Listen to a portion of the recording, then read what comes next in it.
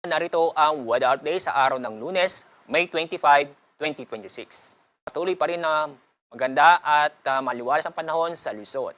Inaasahan pa rin ang mainit at alinsangan nito lalo na sa tanghali at sa hapon. Kahit na mainit at malinsangan na panahon ating mararanasan, may tsansa pa rin ng mga localized thunderstorm na kung saan magbibigay ito ng mga biglaang buhos na ulan sa hapon o sa gabi. Dako tayo sa lalabing bahagi ng ating bansa. Dahil sa trough ng low pressure area, itong Palawan at itong buong Mindanao, makakaranas ng maulap ang kalangitan na may mga kalat-kalat na pag-ulan at thunderstorm. Kaya sa mga kababae po natin sa Palawan at Mindanao, makakaranas pa ng medyo o maibsan ang init na panahon. Pero sa Visayas, patuloy pa rin na magiging maganda at malisangan o maganda at maliwas na panahon. Inaasahan pa rin natin ang alinsangan nito lalo na nasa tanghali at sa hapon. Pero may tsansa pa rin po ng mga localized thunderstorm sa bandang hapon o sa gabi.